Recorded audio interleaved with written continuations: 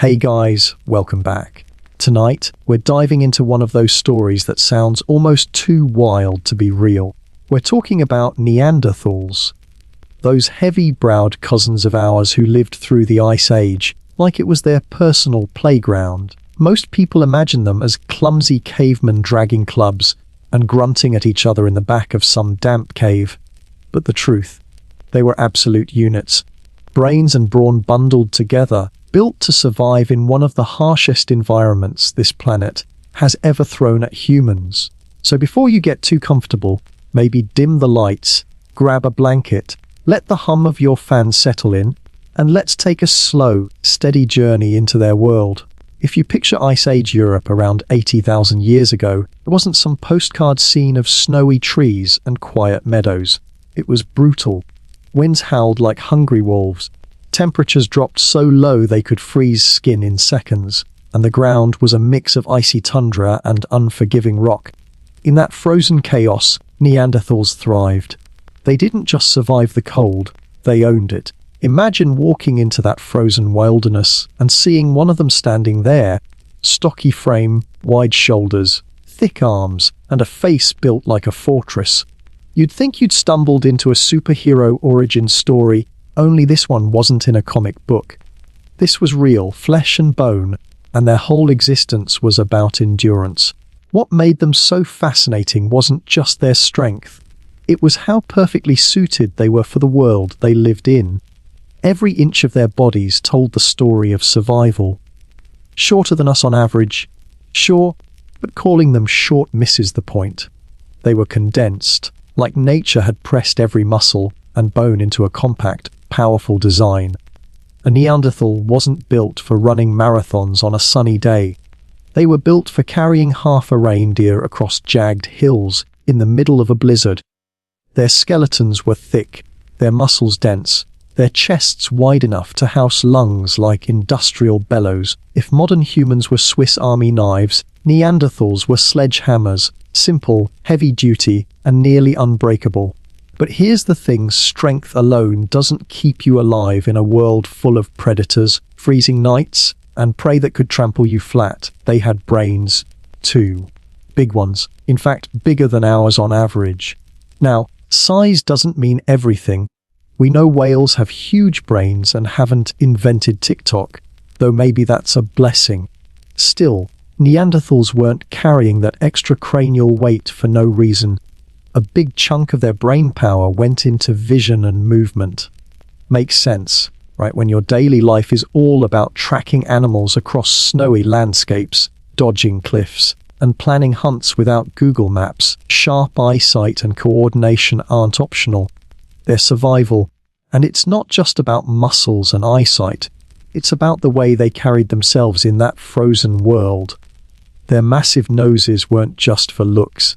Those wide nasal passages acted like built-in heaters, warming icy air before it hit their lungs. Their barrel-shaped rib cages weren't for show either. Those wide chests made room for enormous lungs, sucking in more oxygen to fuel their labor-heavy lives.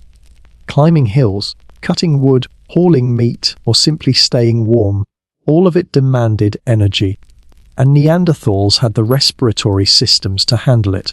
They weren't just surviving, they were thriving, almost like walking furnaces wrapped in muscle and fur.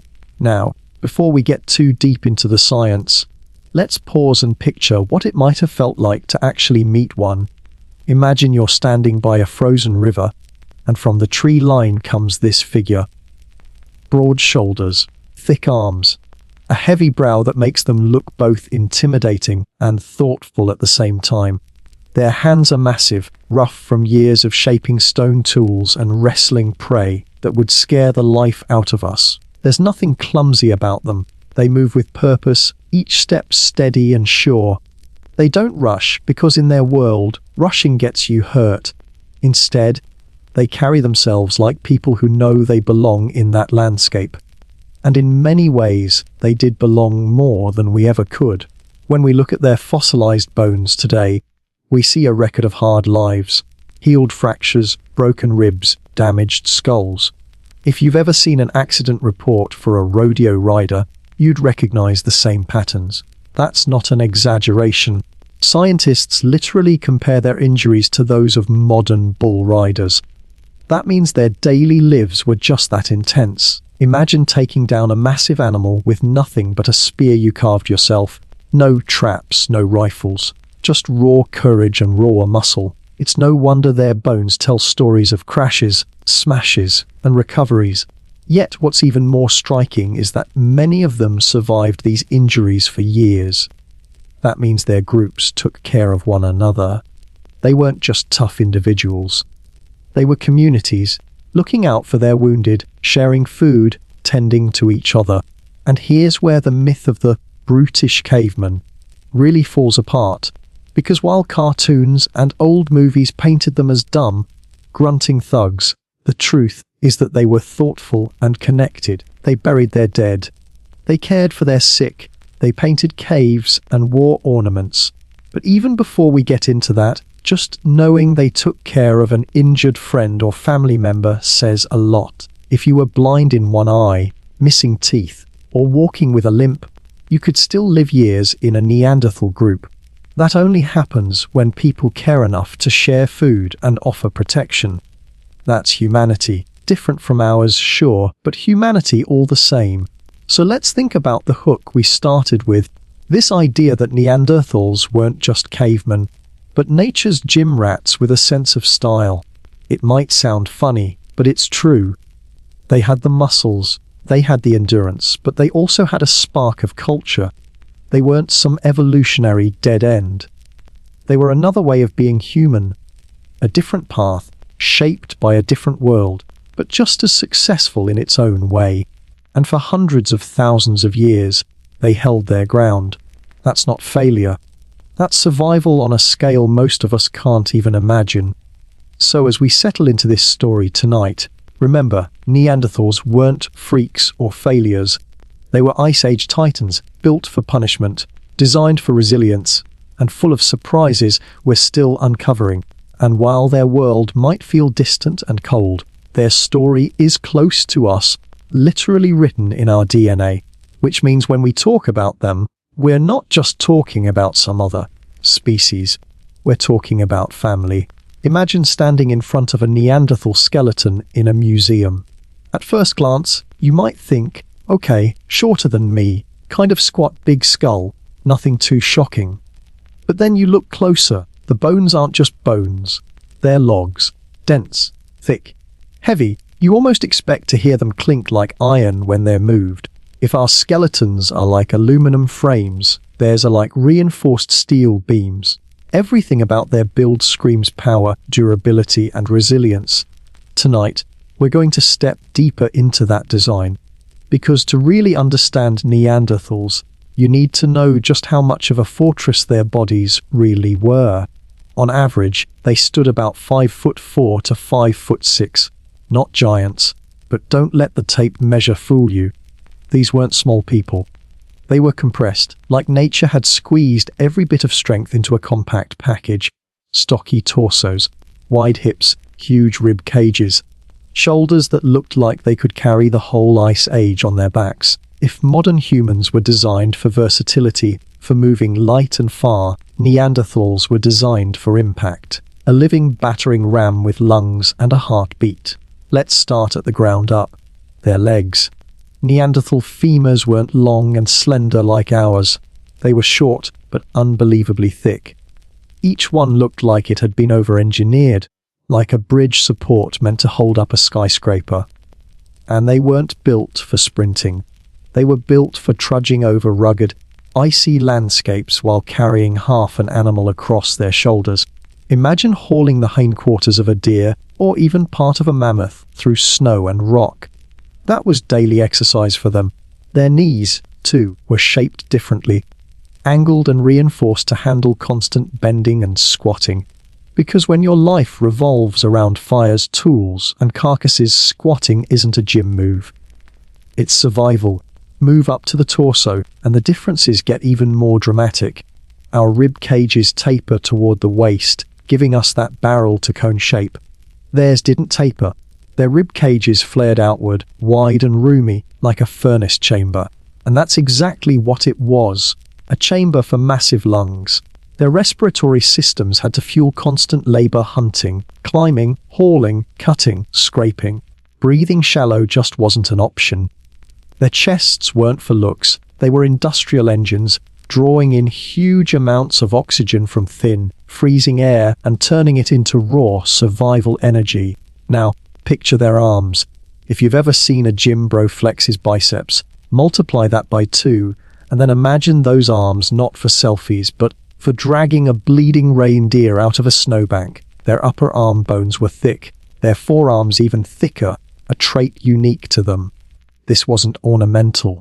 These arms were made to wield heavy stone tools, to hold spears against thrashing prey, to skin and cut through hide tougher than old leather.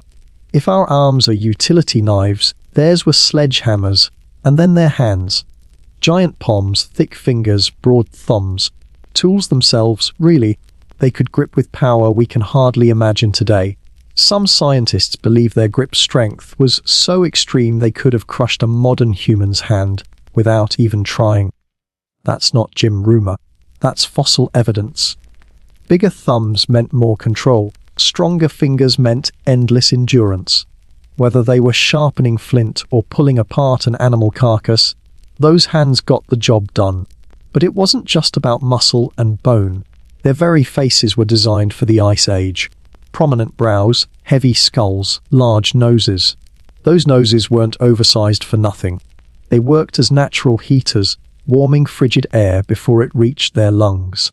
Think of it as built-in climate control, an HVAC system right in the middle of their faces. Their jaws were powerful, their teeth big and durable, able to chew frozen meat or roots without hesitation. And while their chins were basically non-existent, their expressions likely looked calm, maybe even thoughtful. Not cartoonish brutes, but people, just different in ways shaped by their world. Now, here's where it gets even more interesting. Their skeletons, as sturdy as they were, told the story of their lives. And those stories weren't gentle. Their bones show constant wear, healed fractures, broken ribs, smashed skulls. They weren't just strong, they were resilient beyond belief. A modern athlete tears a ligament and might never play again. A Neanderthal could break an arm, limp through a hunt, wrap it in moss, and keep going. And more importantly, they didn't do it alone, they had help. That's how someone like Shanadar 1, with a crushed skull and a withered arm, lived for years after those injuries. Imagine the group effort that took, sharing food, guarding him from predators, carrying him when needed. They weren't just tanks, they were tanks with heart. It's easy to laugh at the stereotype, the caveman with the club, stooped and grunting. But when you compare their build to ours, you realize just how specialized they were. We're built for running, for chasing over long distances, for sweating and cooling down. They were built for punishment, cold, heavy, immediate punishment. Where we're endurance runners, they were powerlifters. Where we're multi-tools, they were single-purpose machines, jackhammers in human form. And yet, here's a fun thought. Imagine standing beside one, side by side. You'd probably look taller, slimmer, maybe even graceful compared to their compact sturdiness. But if it came to lifting, carrying, or braving cold, forget it. You'd be toast in 5 minutes. They were walking fortresses. We're featherweights by comparison. That difference, the way their bodies were tailored for survival, says a lot about how nature works. It doesn't make better or worse. It just makes different. Different strategies for the same challenge, staying alive. Neanderthals didn't need to run across savannas like our ancestors in Africa. They needed to endure freezing winds, move mountains of meat, and fight predators face to face. And their bodies reflect that purpose with every bone. So as we picture them moving through that Ice Age world, stocky and steady, carrying more weight than seems possible, it's worth remembering strength wasn't a side note for Neanderthals. It was their identity, built like fortresses, designed to take hits and keep going. And the fact that we're still finding bones covered in scars and healed fractures shows they didn't just live hard, they survived hard. And that's just the beginning of their story, because a body built like a tank only gets you so far. What really set them apart wasn't just their muscles or their skeletons. It was the way they used their minds. Next, we'll look at those brains, bigger than ours on average, and see how Neanderthals balanced brute strength with surprising smarts. So now that we've walked around the fortress of a Neanderthal body, the wide rib cages, the thick arms, the heavy bones, it's time to look a little higher up. Their faces, their heads, and most importantly, the brains inside those thick skulls. Because for a long time, people thought of Neanderthals as walking biceps, all brawn, no brains. But that old picture doesn't hold up. Not when you really study their skulls, their brains, and the way they lived. Let's start with the most obvious thing, their faces. If you met a Neanderthal today, you'd notice right away they looked different from us. Their skulls were long and low, not tall and round like ours. Their brows were big, really big. Imagine a forehead that stretched out into a heavy ridge above the eyes, like nature built in a sun visor. To us, it might look intimidating, even a little alien. But to them, it was just normal. They didn't think, wow, look at my big brow ridge. It was simply their face. And honestly, when you compare the two side by side, it's not that they looked weird, it's that we do. Our high, round foreheads, our delicate little jaws. To a Neanderthal, we'd probably look fragile. Then there's the nose. Neanderthal noses were huge. Not in a comical way, but in a functional way. Those wide nasal passages worked like built-in heaters, warming and humidifying freezing air before it reached their lungs. It's one of those things you don't think about until you imagine living without modern clothing, without central heating, without scarves or balaclavas. That nose was survival tech. Every breath filtered and warmed, keeping their massive lungs from freezing. If our noses are like little vents, theirs were full HVAC systems, designed to keep the engine running. Their jaws were powerful too, wide, square, built for chewing tough foods. And they didn't really have chins, not in the way we do. Their faces sloped back more smoothly from jaw to skull, which gave them a look we'd find unusual. But it wasn't a flaw, it was a different design. Their expressions probably came across as serious, maybe even stern, but there was nothing brutish about them. These were the faces of survivors, not failures. But what about the brain behind those faces? Here's the twist that still surprises people. Neanderthals had bigger brains than we do. On average, their cranial capacity was around 1,500 cubic centimeters compared to our 1,350. That means they were walking around with bigger hardware than us. Now, a bigger brain doesn't automatically mean more intelligence. Whales have huge brains, but they're not exactly building skyscrapers. Still, that extra size wasn't wasted. Neanderthal brains were tuned for the lives they lived. A large part of their brain power went into vision and movement. That makes perfect sense. Imagine living in the Ice Age, tracking animals across snowy landscapes, navigating rocky terrain, and staying alert to predators. Vision and coordination aren't luxuries, they're survival skills. Their visual cortex, the part of the brain that processes what you see, was particularly large. That probably gave them sharp eyesight, even in the low light of glacial Europe. Picture a Neanderthal squinting into a blizzard, spotting movement long before we would. They were like nature's built-in scouts. Their brains also handled the fine motor control needed for tool making, hunting, and crafting. Think about it, shaping a piece of flint into a tool isn't random rock banging. It takes planning. You have to know how the stone will flake, strike it at the right angle, apply the right force. That's engineering. And Neanderthals did it routinely.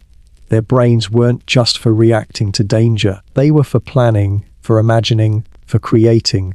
Now, to be fair, their prefrontal cortex, the part of the brain linked to abstract thinking, problem solving, and long-term planning, was proportionally a bit smaller than ours. That might mean they weren't sitting around inventing algebra or planning out agricultural societies. But they weren't impulsive brutes either.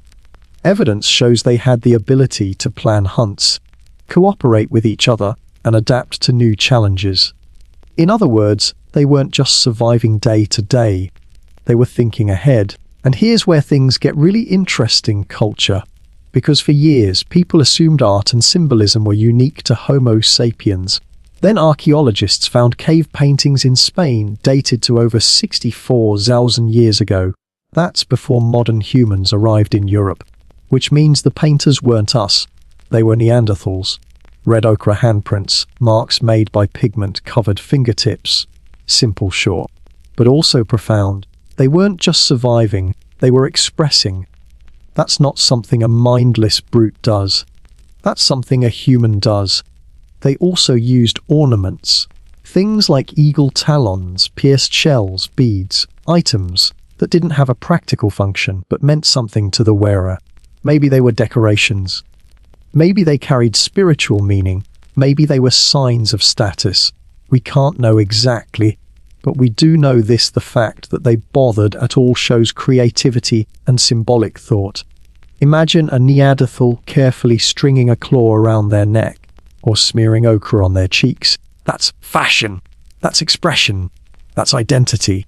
And then there's burial. Multiple sites show evidence of intentional graves. Sometimes with grave goods, sometimes with flowers. Think about what that means. They didn't just abandon their dead. They took time to bury them, to honor them. Whether it was spiritual, symbolic, or just emotional, it shows they cared. They mourned. That's not something you do if you're just reacting on instinct. That's culture. That's love. So let's put this together. Heavy brows, big noses, strong jaws, big brains tuned for vision and movement, a capacity for creativity and care. Neanderthals weren't failed humans, they were different humans, a parallel success story. And the more we uncover about them, the more that old stereotype, the caveman with the club, hunched and grunting, falls apart. They weren't hunched. They weren't dumb. They were built for their world. And in that world, they thrived. It's funny, isn't it? For so long, we looked at Neanderthal skulls and thought they proved inferiority. But now those same skulls prove something else: adaptability, intelligence, even tenderness. Their brains weren't just cranial ballast. They were powerful engines running the software of survival and expression.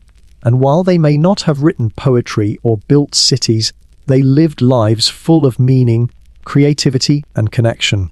So the next time you see a reconstruction of a Neanderthal face, don't picture a dumb brute. Picture someone staring into a fire, planning a hunt, painting their handprint on a cave wall, or stringing a claw necklace for flair. Picture someone who could chew frozen venison without blinking, but also bury their loved one with flowers. Someone who, in their own way, wasn't so different from us. And that's where the story really deepens. Because if their brains were so big and their culture so real, then the next question is, what was it like to live their day-to-day lives? To work with those massive hands, to wrestle with the cold, to carve tools and tame fire. That's exactly where we're headed next. So, we've gotten to know the Neanderthals' faces, their brains, and the fact that they weren't just brawny cave dwellers, but complex people who created art, cared for one another, and thought ahead. But now it's time to look at something even more raw: how they lived. Because living as a Neanderthal wasn't gentle. It wasn't cozy. Their everyday existence was a constant tug of war between survival and injury, between brutal cold and relentless work. If you want to picture their lives, imagine taking the hardest day you've ever had, multiply it by 1,000, and then put it on repeat. That was life in the Ice Age. Let's start with the bones, because bones don't lie. When scientists study Neanderthal skeletons, they see a record of a life lived hard. Healed fractures are everywhere. Broken ribs that knitted back together, crushed skulls that mended, arms that had snapped but were carried on anyway. If you compare those injuries to modern people, you find an uncanny match: professional rodeo riders, the folks who spend their days being thrown around by bulls and horses. That's the kind of trauma Neanderthal bones tell us about. Which makes sense, because their job wasn't sitting at a desk. It was charging at a woolly rhino with a spear, hoping dinner didn't kill them first. One famous skeleton, known as Shanadar 1, tells this story perfectly. He had a severe head injury that probably left him blind in one eye. His right arm was badly damaged, maybe even useless, and one foot had taken a crushing blow. And yet, he lived on years after those injuries. How? Because his group cared for him. They must have shared food with him, protected him, made sure he could stay by the fire. Without that care, he wouldn't have survived. Shanadar 1 shows us two things at once: the toughness of a body built for punishment, and the tenderness of a community that refused to leave one of their own behind. But let's not romanticize it too much. The truth is, almost every Neanderthal carried scars. Life in the Ice Age was unforgiving. Imagine a hunt. There's no bow and arrow yet, no long-range rifles. Just a thrusting spear, sharpened stone tied to a wooden shaft with resin and sinew. That means hunting wasn't done from a safe distance. It was close-quarters combat. You had to run right up to a bison, or a reindeer, or even a woolly mammoth, and stab it. That's like walking into a living avalanche with nothing but a sharp stick. Sometimes you won, sometimes you didn't. Either way, your body paid the price. And when we say, they survived hard, it's not just about the hunts. Think of the climate. The cold was constant, seeping into every breath, every muscle, every bone. There were no cozy jackets, no heated blankets. Their clothes were stitched hides, tough and practical, but nothing luxurious. Nights would have been freezing. Even sitting by a fire, the chill would gnaw at your skin. Yet they endured. They endured because their bodies, short and stocky, conserved heat. Because their lungs gulped in oxygen and pushed it into those dense muscles. Because their hands kept cutting, scraping, and working, even when frostbitten. And then there's the daily grind. A Neanderthal day wasn't just hunting and eating. It was constant labor, building fires, hauling wood, butchering carcasses, scraping hides, shaping stone tools, repairing shelters. Every task required strength and endurance. Squatting by a fire to carve a tool, hours on end. Carrying water from a stream, heavy loads. Even small tasks were physically demanding because everything had to be done by hand, with raw materials in cold weather. Their bodies weren't just adapted to work. They were built around the idea that life itself was one long workout, every day of the week. And they kept going even when it hurt. Their bones show arthritis, joint wear, back problems, all from a lifetime of strain. Think of your knees after a long hike. Now imagine that every day, for decades, their skeletons read like accident reports, but also like journals of resilience. Because they didn't just break, they healed. And after healing, they kept living, kept hunting, kept building. That's what surviving hard meant. But here's what makes their story remarkable. Even through all that pain, they still had space for humanity. They didn't give up on each other. The skeletons we found of injured Neanderthals prove that groups cared for the weak, the elderly, the wounded. That's no small thing. In a world where every calorie mattered, taking care of someone who couldn't contribute meant giving up resources. Yet they did it anyway. They weren't just machines built for punishment. They were people who knew the value of community. Imagine sitting by a fire with them. One Neanderthal with a scarred arm, another limping from an old leg break, a third with ribs that had cracked years before, each one marked by the hazards of life. And yet they sit together, sharing food, sharing warmth, surviving as a unit. It's humbling. Because if they, with all their bruises and broken bones, could still find ways to support one another, it reminds us of something deeply human, that survival is never just about muscles, it's about care. So yes, Neanderthals lived hard. They broke bones like rodeo riders. They faced predators head-on. They endured cold that would send us running indoors. But they also survived hard. They healed. They looked after their injured. They kept pushing forward. And that balance of toughness and tenderness is what makes their story so powerful. And that's just one part of their toolkit. Because surviving the Ice Age wasn't only about muscles and healing. it was also about outsmarting the cold itself, and that brings us to one of the greatest survival tools they ever mastered: fire. Fire. Just that word alone carries weight. Warmth, light, safety. For us, it's second nature. Flip a switch, strike a match, turn on the stove. But for Neanderthals, fire wasn't just a tool. It was survival, and not in some vague, abstract way. Fire meant the difference between life and death in a world where nights dropped below freezing and predators prowled in the dark. To really understand how Neanderthals endured the Ice Age, we have to picture them not just as hunters with spears, but as fire masters, people who could bend this wild, untamable force to their will. Archaeologists have found the evidence in hearth after hearth, ancient fire pits layered with ash, charcoal, and burned bone. Not random burns from lightning strikes or accidental blazes, but deliberate, maintained fires. Imagine walking into a cave once used by Neanderthals and finding a blackened circle in the dirt, built up over years. That was their living room, their stove, their heater, their nightlight. Fire wasn't an occasional guest in their lives. It was the heart of their homes. And it wasn't easy. There were no matches, no lighters, no quick sparks from a fire starter. They likely used flint and pyrite, striking one against the other until a tiny spark caught on dry moss or grass. Can you picture that? In the middle of a freezing, windy evening, hunched over a pile of kindling, determinedly striking stones until the faintest orange ember appeared. Then cupping it gently, nursing it with breath, coaxing it into life. No YouTube tutorials, no second chances if you failed, just skill, practice and stubborn persistence.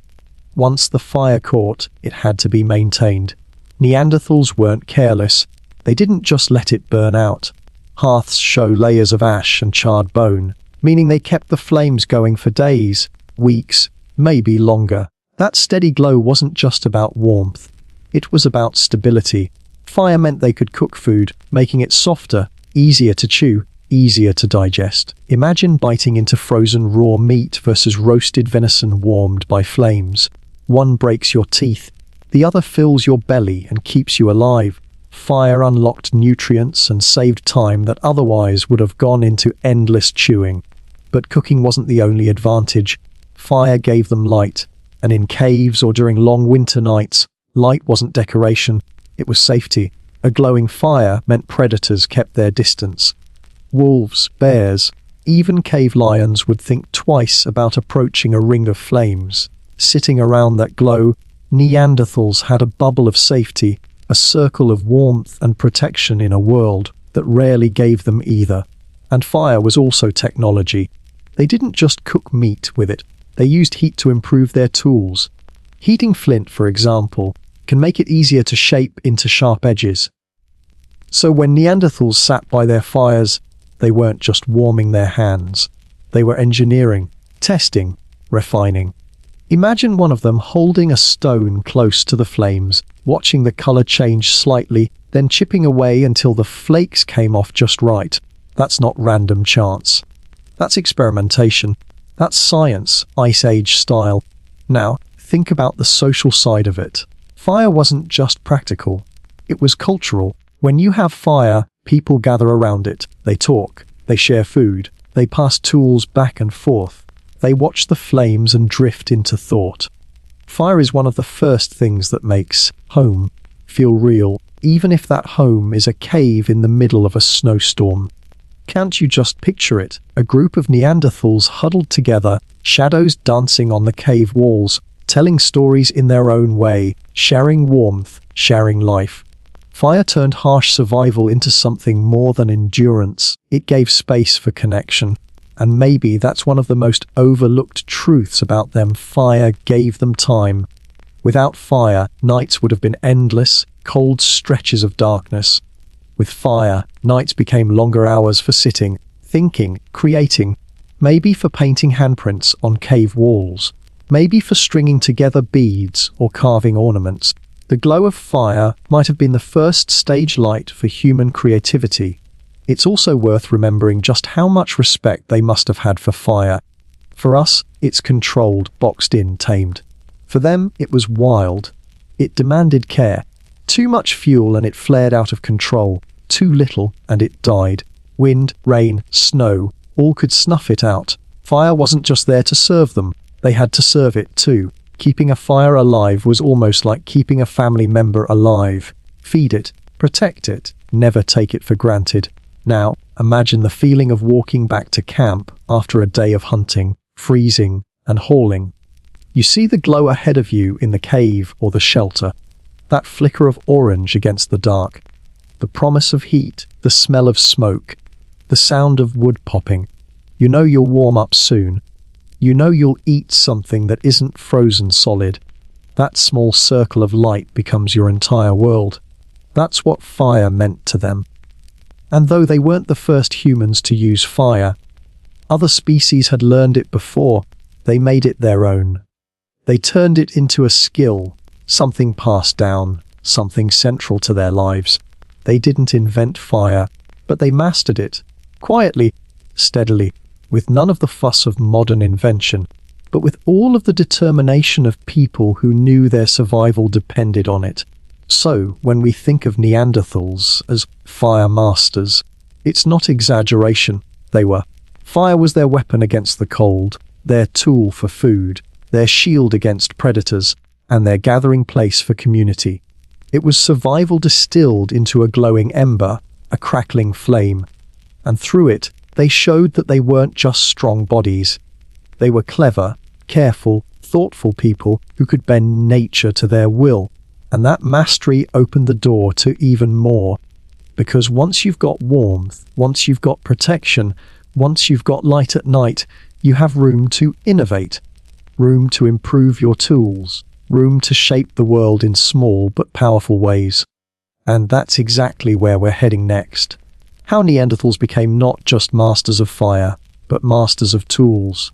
If fire was the heart of Neanderthal life, then tools were the hands. Every day, every task, every survival effort came down to what they could craft from the world around them. And here's the thing, Neanderthals weren't just banging rocks together like some cartoon cavemen. They were innovators, planners, tinkerers, engineers in their own right. The stereotype of them holding nothing but blunt clubs. Toss it aside, their toolkits were sophisticated, and their creativity shows just how much thought went into surviving the Ice Age. Let's start with the basics, stone tools. Neanderthals used a method called the Levallois technique. That might sound like something you'd learn in a fancy workshop, but it basically means they prepared a stone core in advance so flakes could be struck off in predictable shapes. Think about that. They weren't just smacking rocks until something sharp broke loose. They planned ahead. They shaped the parent, rock, the core, in such a way that when they struck it, they'd get the size and shape they needed. That's foresight. That's design. It's like preloading a 3D printer, Ice Age edition. From those flakes, they made scrapers, points, awls, and blades. Each one had a purpose. Scrapers were for cleaning hides, smoothing wood, or preparing food. Points became spear tips, strong enough to pierce the hide of a bison. Awls could pierce holes in leather, leading to stitched clothing. Some were even hafted, attached to wooden shafts using resin and sinew. Think about that: stone, wood, resin, animal tendon, all combined into one functional tool. That's composite technology, not just rock sharp. That's glue, binding, planning, and testing. If duct tape is modern humanity's greatest invention, hafted tools were theirs. And this wasn't mindless copying. Their tools varied from place to place. One group used limestone. Another preferred flint. Some experimented with bone and antler. That tells us they weren't locked into one method. They adapted to their environment. They tried new things. If a resource was available, they figured out how to use it. Imagine the trial and error that went into that. The patience. The problem solving. These weren't brute creatures smashing rocks. They were craftspeople, tailoring their gear to fit their world. Now, picture the process. A Neanderthal squatting by a fire, a block of flint in one hand, a hammerstone in the other. The rhythmic sound of stone striking stone. Chips flying off, edges forming. It's not random. It's controlled, deliberate. Strike here, not there. Angle it just right. Too hard and you ruin it. Too soft and nothing happens. It's like carving, like sculpting. Each tool was a tiny piece of art wrapped inside a survival kit. And they didn't stop at stone. Some of their tools show evidence of careful wear, meaning they were used again and again, maintained like prized possessions. Imagine sharpening the edge of a scraper after days of use, or repairing a hafted spear that had splintered in the hunt. They invested time into these objects. Tools weren't disposable. They were trusted companions. What's fascinating is how their tools reveal their brains at work. Planning out the Levallois technique required thinking several steps ahead, shape the core, strike at the right angle, predict the flake, and then refine it. That's abstract thought.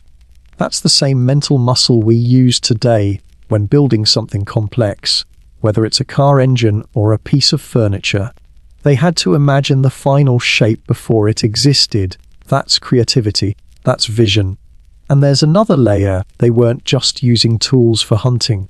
They used them for working hides into clothing, for cutting wood into shelters, for preparing fibers and plant material. Their tools were multi-purpose, as varied as the challenges of their world. And the fact that we find so many different types tells us something important. They weren't static. They innovated. They improved. Over generations, their toolkits got sharper, more efficient, more adaptable. Now, think about the teaching involved. Nobody is born knowing how to prepare a stone core or haft a blade to a shaft. That had to be taught, passed down. Maybe one Neanderthal showing another how to hold the stone, how to angle the strike, how to feel when it was right. That means knowledge flowed through their groups. Skills weren't just individual. They were cultural. They carried traditions of craftsmanship built on centuries of practice. And here's where it gets even more human. Some of their tools show signs of care that went beyond necessity. Marks smoothed, edges polished, pigments smeared onto the surface. Did they decorate their tools? Maybe. Did they assign them symbolic meaning? Possibly. When you hold something every day, when your survival depends on it, it's easy to imagine a little pride, even affection, for that object. Maybe one scraper wasn't just a scraper. Maybe it was their scraper, the one they'd shaped, used, repaired, and carried for years. That kind of attachment feels deeply familiar, doesn't it? Like the way we treasure a lucky pen or a favorite mug. And remember, all of this was happening in environments that would make most of us give up in a week. Freezing cold, dangerous animals, limited resources. Yet Neanderthals didn't just hunker down. They created, they refined, they used what they had to make life not just survivable, but manageable. Their tools were the bridge between raw nature and human survival. Picture this: a hunt in the snow. A small group of Neanderthals spots a reindeer herd. They move slowly, spears in hand, each one tipped with a carefully crafted flint point bound with resin and sinew. They close in, faces set with determination. At the right moment, they thrust. The animal falls. Later, back at camp, those same spears are propped against the wall while scrapers are pulled out to clean the hide, awls to pierce it for stitching, and knives to carve the meat. Every step of that process depends on tools, and every tool depends on the mind of the maker. So when we think about Neanderthals as tool makers, we're really thinking about them as innovators, as people who didn't settle for chance, who wanted control, who used skill, knowledge, and creativity to make life in the Ice Age just a little more possible. And if that isn't human, what is? Now, here's the beautiful part of this story: tools gave them more than just practicality. Tools gave them freedom. With better tools, they could do more. They could survive longer. They could explore farther. They could spend time on other things, like art, or caring for each other, or fashion. Yes, fashion.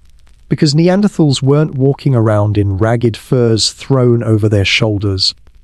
They were clever enough to stitch, to shape, to create clothing that worked, and sometimes maybe even clothing that made them feel good.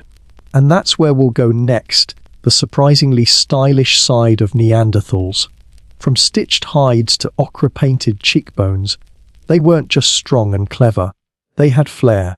When most people picture Neanderthals, they imagine shaggy figures draped in some random animal skins, stumbling around in the cold. But that's a Hollywood stereotype. The reality: Neanderthals weren't just survivors. They had style. Practical style, sure, but also touches of flair that show they cared about more than just warmth. They weren't walking around in rags. They were clever tailors, early fashion designers of the Ice Age, stitching hides into clothing and even decorating themselves with ornaments and pigments. It's one of those details that makes them feel suddenly close to us. Because once you start decorating, once you start choosing how you look, you're not just surviving, you're expressing. Let's start with the basics: clothing. Archaeologists have found evidence of bone awls and needles, tools designed for piercing holes in hides and stitching them together. That means Neanderthals weren't just tossing a deer skin over their shoulders. They were cutting, shaping, and sewing clothing to fit their bodies. Imagine a cold night in glacial Europe. A Neanderthal, squatting by the fire, takes an awl and a length of sinew and stitches two pieces of hide together.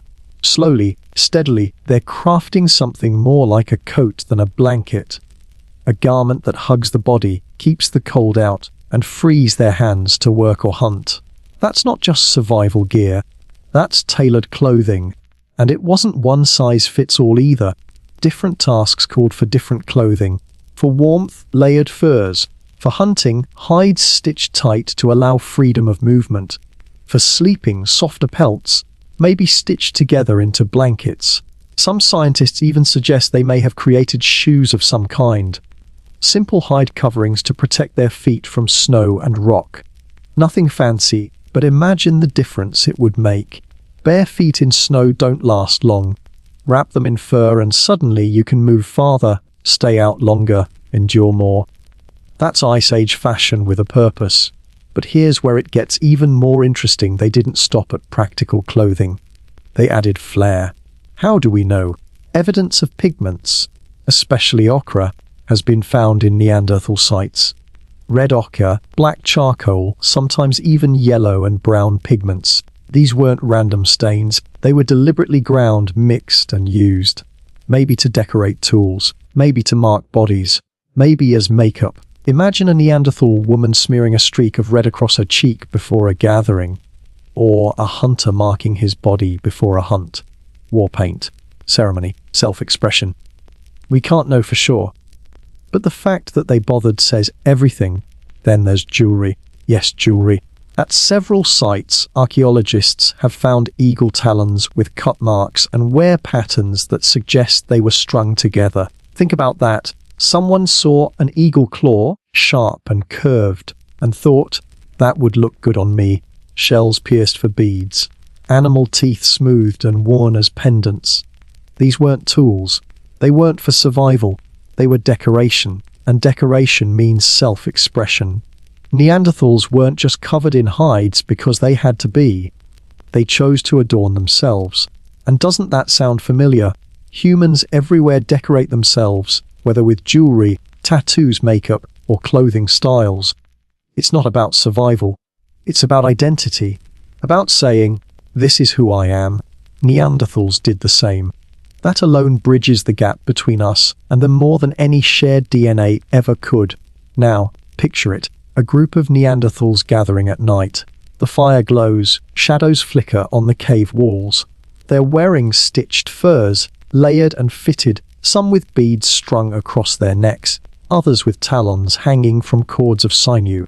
Maybe one has ochre streaks on their cheeks, another has blackened hands from charcoal. They laugh, they share food, they tell stories in their own way. Doesn't sound so different from us sitting around a campfire today, does it? The details change, but the impulse is the same: to make survival beautiful, to turn necessity into art. What's more, their fashion had meaning beyond looks. Pigments may have been used for rituals, for group identity, for marking special events. Imagine a burial where the body was dusted with red ochre, the color of blood, life, and death. Imagine a group preparing for a hunt, streaking their arms with black charcoal, as a sign of unity or strength. Fashion becomes more than fabric and beads. It becomes communication, a language without words. And let's not forget practicality. Decorating your tools with ochre could have made them easier to grip, or simply easier to see in low light. Stringing beads could have reinforced social bonds. I gave you this necklace, you belong to us.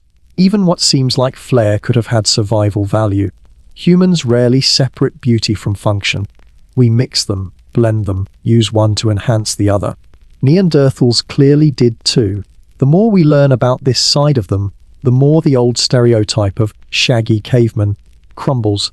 These were people with taste, with preferences, with creativity. They stitched clothes. They painted themselves. They wore jewelry. They took pride in how they looked. And that pride, that spark of self-expression, tells us they weren't so different from us after all. Think about your own life for a moment. Maybe you have a favorite shirt, a lucky bracelet, a little ritual before heading out the door. Neanderthals weren't any different in spirit. Their shirt was fur, their bracelet was a claw, their ritual was streaks of ochre on the face. But the meaning, the human meaning, was the same. And that's what makes their fashion so important. It wasn't just protection against the cold. It was a sign of something deeper: identity, creativity, even pride. They weren't just trying to survive. They were trying to live with a sense of self, to be more than the sum of their bones and muscles, to leave a mark, even if that mark was just a red handprint on a cave wall or a necklace of eagle talons hanging against a chest.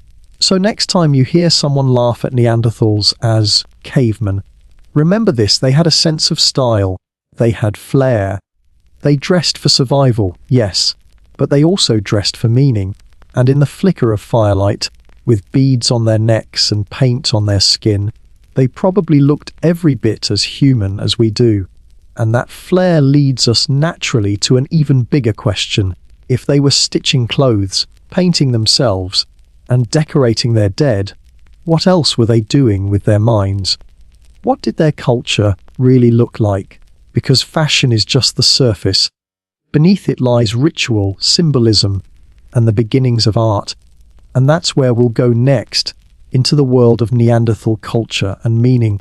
When you hear the word culture, your mind might jump to paintings in museums, books on shelves, or songs on the radio. But culture isn't about galleries or grand performances. At its core, culture is what happens when people give meaning to their lives, when they create traditions, symbols, and rituals that go beyond just survival.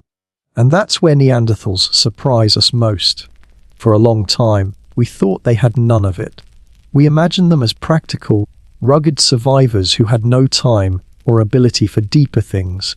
But the evidence tells a different story. They weren't just scraping by, they were creating meaning.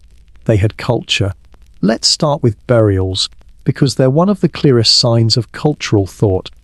Neanderthals didn't just leave their dead where they fell. They buried them. Carefully. Sometimes with tools, sometimes with flowers. Imagine that for a moment. Picture a group of Neanderthals in a cave, gathered around the body of a companion. They dig a shallow pit in the earth. They place the body inside. Maybe they tuck in a tool, a scraper or a spear point, something the person used in life. Maybe they scatter red ochre, coloring the earth as a symbol of blood or renewal. Then they cover the body with soil and stone. It's not just disposal, it's ritual, it's respect. Why would they do that? There's no survival advantage to burying a body with flowers. That's meaning, that's love, that's the recognition of loss. Even if they didn't think about an afterlife the way we do, they clearly thought death mattered. They wanted to mark it, to give it shape, to turn it into something more than just absence. And that alone is powerful. It means Neanderthals weren't only hunters and toolmakers. They were mourners. They were rememberers. They were people who carried grief in their bones. Now, think about art. For years, archaeologists believed symbolic art was exclusive to Homo sapiens. But then came discoveries in caves in Spain: red ochre hand stencils, dots, and lines made more than 64,000 years ago.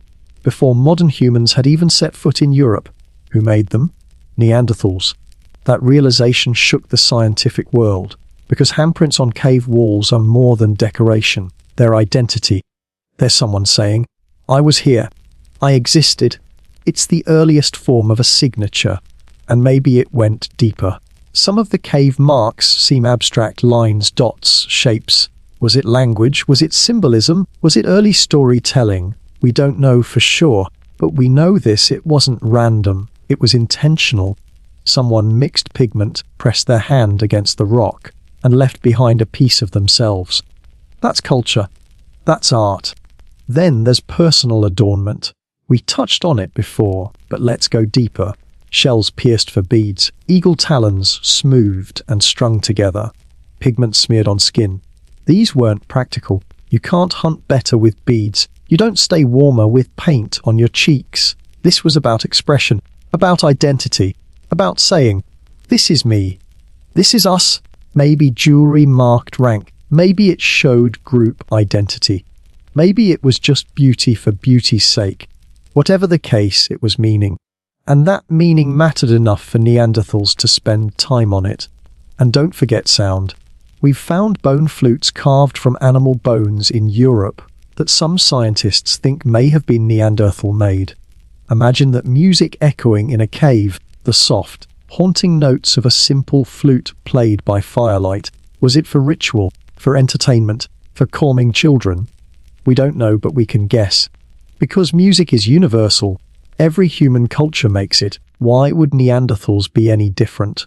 Even their tools may have carried symbolic weight. Some objects show signs of being decorated or deliberately colored. Imagine a spear with its shaft rubbed with ochre, gleaming red in the firelight. Maybe it wasn't just a weapon. Maybe it was a badge of identity, a sign of belonging. In our world, uniforms and logos tell us who belongs where. Maybe for Neanderthals, painted tools told similar stories. So why does this matter? Because it tells us Neanderthals didn't live in a purely practical world. They lived in a world of symbols, stories, and meaning. They buried their dead, they painted walls, they decorated themselves, they may have made music. All of that shows imagination. It shows they weren't just responding to their environment, they were shaping it in their minds. They were adding layers of meaning to life, just like we do. Picture it: a Neanderthal cave, lit by fire. On the walls, faint red handprints. Around the fire, people wear beads of bone and claw. A child plays with a shell strung on sinew. An elder hums or taps rhythmically on a stone. Outside, the Ice Age rages. Inside, there's warmth, connection, and culture. Doesn't that sound human? It should, because it is. And here's something that makes it even more poignant: these cultural traces are fragile. Paint on walls, flowers in graves, pigments on skin. They don't last like bones or stone. The fact that we've found any at all is extraordinary. It means that for every cave painting we've discovered, for every decorated shell, there were countless more that didn't survive. Their culture may have been richer than we'll ever know. What we see today is only the tip of the iceberg, a faint echo of lives filled with creativity. So the next time you hear someone dismiss Neanderthals as brutish, think about this. They had culture, they had ritual, they had art. They gave meaning to their lives in ways that resonate with us across tens of thousands of years. They weren't so different. In fact, they remind us that the spark of creativity, the need to make, to decorate, to ritualize, isn't new. It's ancient. It's a shared inheritance, stretching back long before modern humans walked the earth. And if they had culture, if they had meaning, then it makes sense that they connected with us in another way too. Through love, through intimacy, through family. Because the next chapter in their story is written not on cave walls, but in our DNA. So, we've seen Neanderthals as fire masters, as tool makers, as painters of caves and decorators of bodies. We've seen them stitch clothes, bury their dead, and shape meaning out of the harshest world imaginable. But here's where the story takes a turn that touches every one of us, right here, right now. Because Neanderthals didn't just vanish into the cold. They didn't leave nothing behind. They left a legacy written into our very bones, our very cells, our very DNA. Yes, if you're not of full African descent, there's a good chance you carry traces of Neanderthals inside you. 1 to 4% of your genome, on average, is Neanderthal. That means if you're listening to this, part of you, however small, is Ice Age. That's wild, isn't it? To think that tens of thousands of years later, after cities rose and fell, after empires came and went, after the internet was invented, we still carry their imprint in us. So how did that happen? Well, when Homo sapiens left Africa and began spreading into Europe and Asia, they didn't arrive in empty lands. Neanderthals were already there. And at some point, our ancestors and theirs met. And not just in passing, they mixed, they interbred, they had children together. Now, we don't know the details. Was it love stories under Ice Age stars, where a Neanderthal and a modern human met at a campfire and found common ground? Was it alliances between groups, sealed through family bonds? Was it sometimes less romantic, born of violence or power? Probably all of the above. Human history has always been complicated, and this was no exception. But whatever the circumstances, one thing is undeniable. It happened often enough that their DNA is still with us today. And those genes weren't just random leftovers. Some were useful. Take keratin, the protein that strengthens our skin, hair, and nails. Certain Neanderthal genes increased keratin production. That would have been incredibly handy in cold, harsh climates, where tougher skin and thicker hair meant better survival, or genes that influenced skin and hair pigmentation, helping our ancestors adapt to regions with less sunlight by making it easier to produce vitamin D. These weren't small perks. They were evolutionary gifts, little boosts that helped Homo sapiens thrive in lands far from Africa. But not all the genetic inheritance was good. Some Neanderthal genes are linked to conditions like type 2 diabetes, Crohn's disease, and lupus. Others may influence how our immune systems respond to infections, sometimes making us more vulnerable, sometimes making us stronger. There are even Neanderthal variants tied to behaviors, like a tendency towards smoking. Strange, isn't it? To think a craving that feels so modern might have roots tens of thousands of years old. And then there's what's missing. When scientists mapped out where Neanderthal DNA shows up in us, they noticed some big gaps. Very little of it is found on the Y chromosome or in genes related to sperm production. That suggests some biological incompatibility. In plain words, when Neanderthals and modern humans had kids, some of the male offspring might not have been fertile. A natural barrier built into the genes that limited how much mixing could really happen. It's like biology saying, sure, you too can overlap, but not without limits. Still, the overlap was enough to leave a permanent mark. Think about that for a second. Somewhere in your distant family tree, an ancestor had a child with a Neanderthal. You are the result of that meeting, thousands of generations later. In a way, their story is still alive in you, and that adds a tenderness to the way we look back at them. They weren't just others. They weren't just neighbors. They were family. Not metaphorical family, actual family. And just like with any family, their traits, their quirks, their strengths and weaknesses live on in us. It makes you wonder what those first encounters were like. Imagine a young Homo sapiens wandering out from the group, stumbling across a Neanderthal camp, smoke rising from a fire. Figures hunched against the coal. One of them looks up, stocky, wide-faced, with eyes that catch the firelight. Do they stare in suspicion, curiosity, fear? Maybe slowly they approach, maybe words are exchanged, maybe hands reach out. In that moment, two branches of humanity, separated for hundreds of thousands of years, touch again. And from that touch, new lives are born. Those children would have been bridges between worlds, half Neanderthal, half Homo sapiens, growing up in groups that carried pieces of both.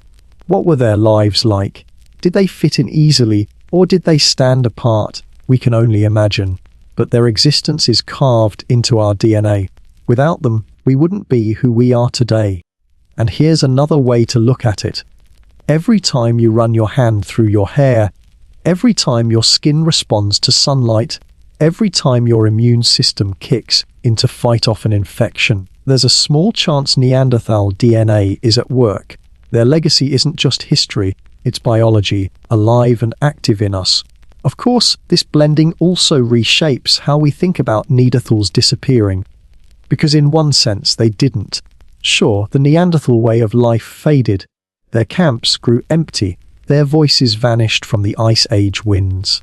But part of them lived on, woven into our blood. They weren't erased. They were absorbed. And that realization changes the story. For so long, people thought of them as failures, a side branch that died off. But if you look in the mirror, you might see their features faintly echoed in your face. A little broader nose, a bit denser bone, a genetic quirk that traces back to them. Does that sound like failure? Or does it sound like family? So when we talk about Neanderthals, we're not talking about some distant, alien species. We're talking about relatives, about ancestors, about people who shared love, who had children, who passed on their traits to us. Their story didn't end 40,000 years ago. It's still unfolding inside us. And that makes the next part of their journey even more bittersweet. Because while their DNA survived, their way of life eventually did not. They thrived for nearly 300,000 years. Then, slowly, they faded. Why? What happened? Was it climate? Was it competition? Was it disease? Theories abound, and the truth is probably a mix of them all.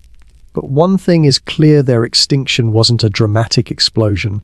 It was a quiet fading, a vanishing act. And that's where we'll go next.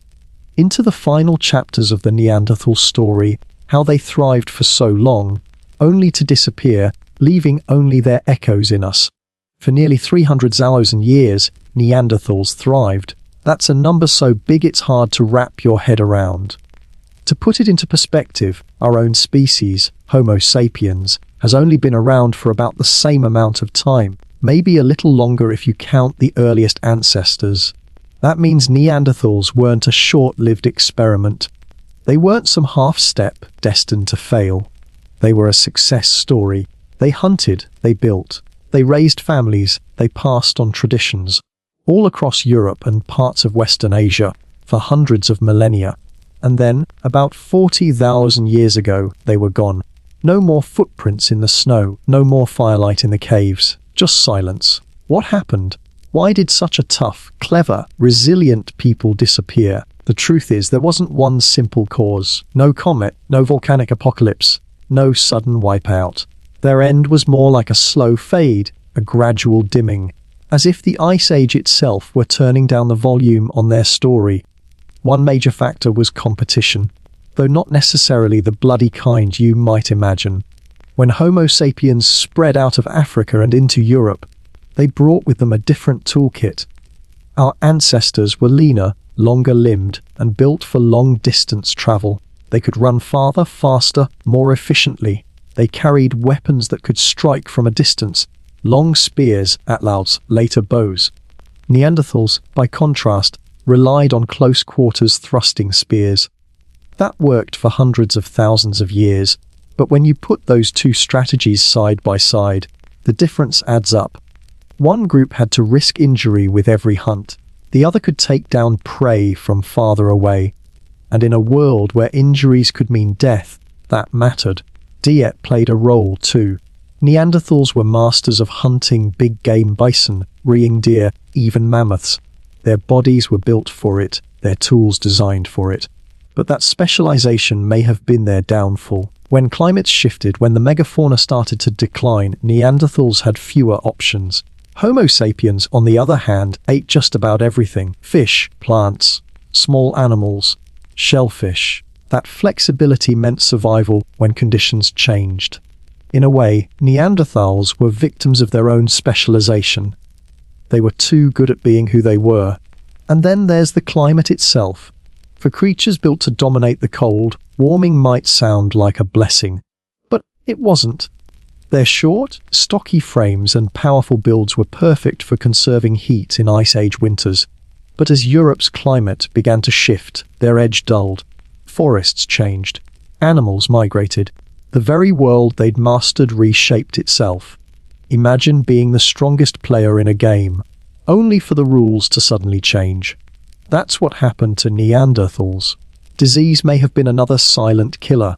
Our species evolved in Africa, where we were constantly exposed to a wider variety of pathogens. Over time, our immune systems adapted to that heavier disease load. When we carried those diseases into Europe, Neanderthals may not have stood a chance. Even a simple virus could have swept through small, isolated groups with devastating consequences. It's not hard to picture. A group huddled in a cave, coughing and weak, the fire flickering low, unable to hunt or forage. In small communities, that kind of blow could end entire lineages. And then there's the factor of population. Neanderthals lived in smaller groups, more scattered, less connected. Homo sapiens, by contrast, formed larger networks. Bigger groups meant more genetic diversity, which made them more resilient to changes. It also meant more sharing of knowledge, better tools, better strategies, more ideas flowing back and forth. Over time, that difference in numbers and connections tilted the balance. 1,000 small advantages stacked up against the Neanderthals until surviving became harder and harder. But here's the part that softens the story. It wasn't all about competition and decline. For thousands of years, Neanderthals and Homo sapiens coexisted. They shared landscapes. They met, they traded, they interbred. We know that because their DNA is in us.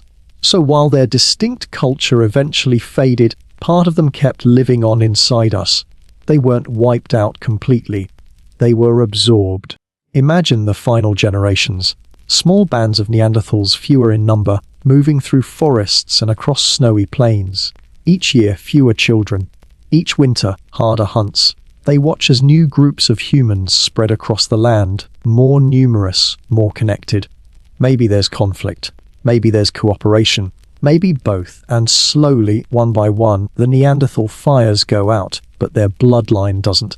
Because somewhere, a Neanderthal child is raised in a Homo sapiens group. And in that child, the story continues. It's heartbreaking and beautiful all at once. Heartbreaking because a people who thrived for so long slowly slipped away. Beautiful because they never truly disappeared. They live on in us, in our DNA, in the echoes of their traits and quirks. Every time you see a hand stencil in a cave, or hold a piece of stone shaped into a tool, or look into a mirror and notice a slightly broader nose, you're seeing their presence. Not gone, just transformed. And maybe that's the lesson of their fading. Survival isn't always about being the strongest or even the smartest. Sometimes it's about being the most adaptable. Homo sapiens adapted faster, spread wider, flexed more easily into changing worlds. Neanderthals didn't. But in the end, they didn't vanish into nothingness. They became part of us.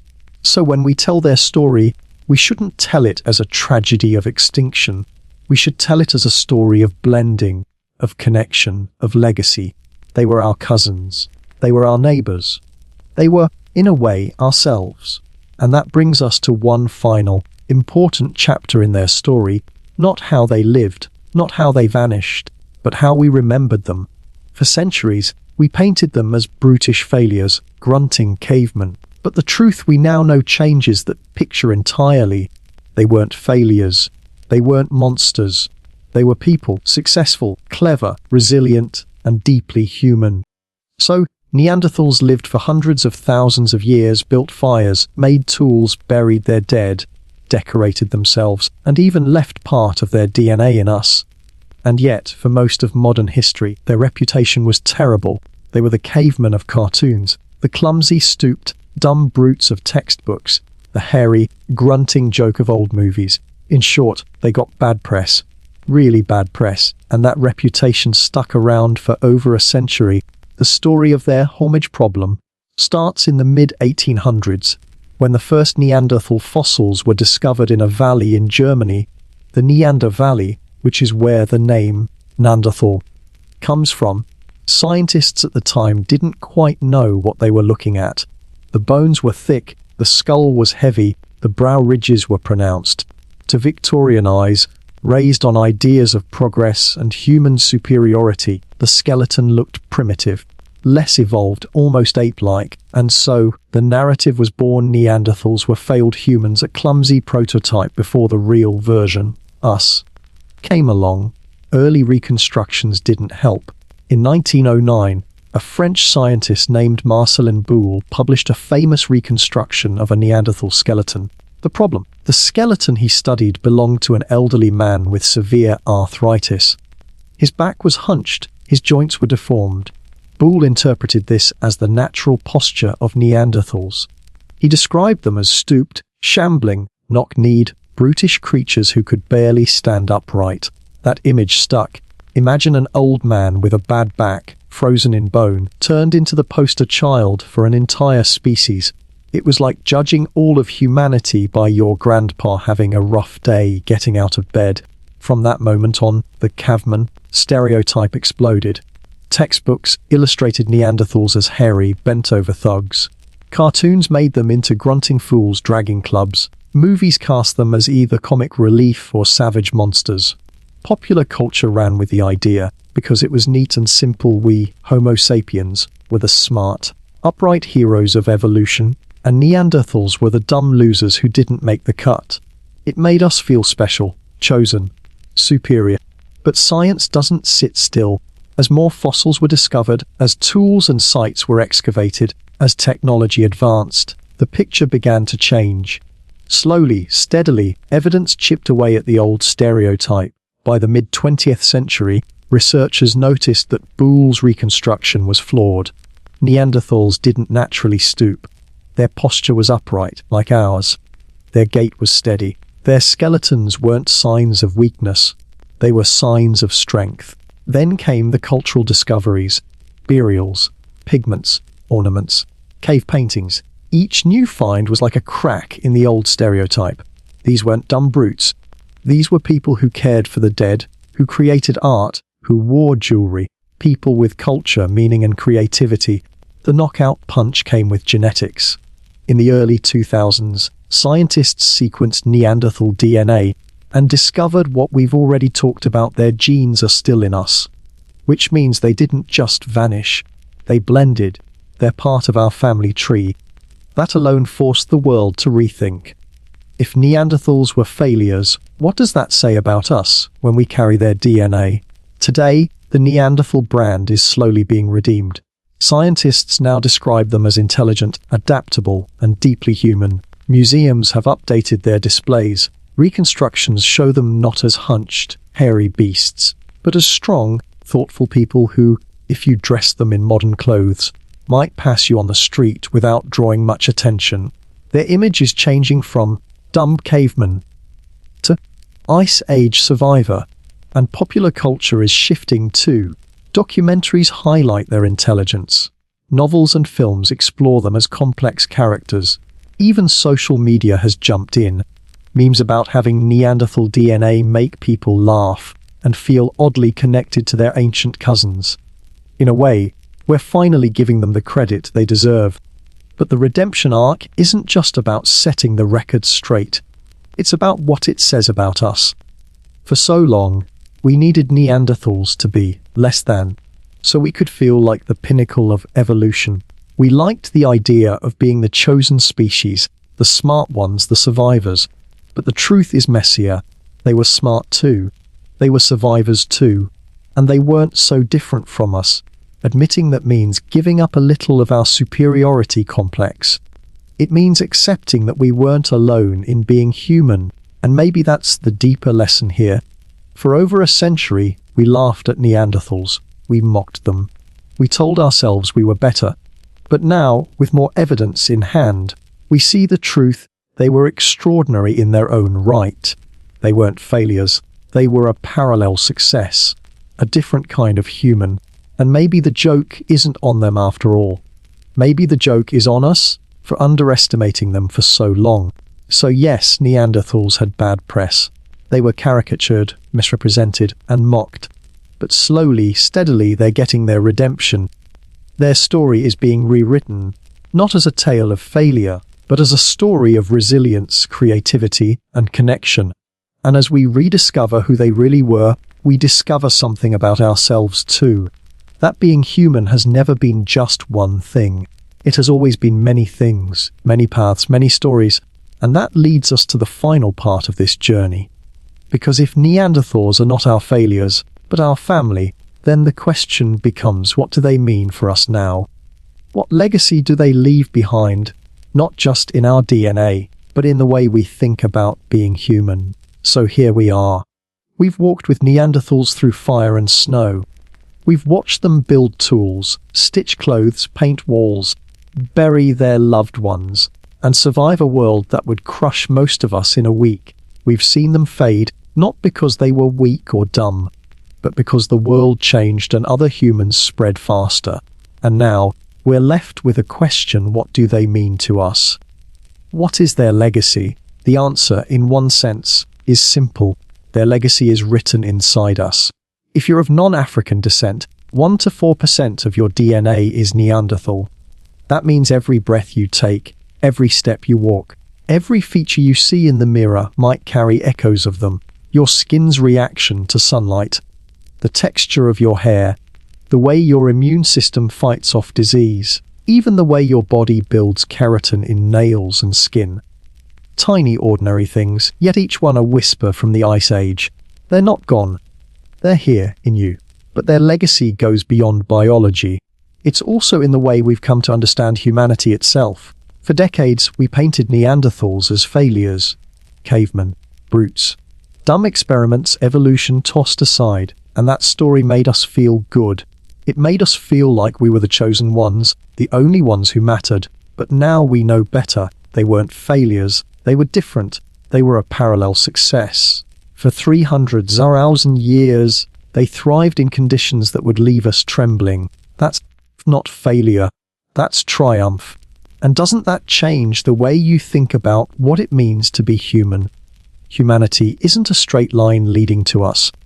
It's a branching tree with different species exploring different paths. Neanderthals were one of those paths.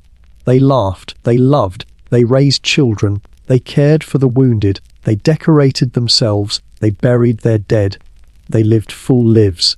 And though their path ended, it didn't vanish. It joined ours. They are part of the great, messy, beautiful story of what it means to be human.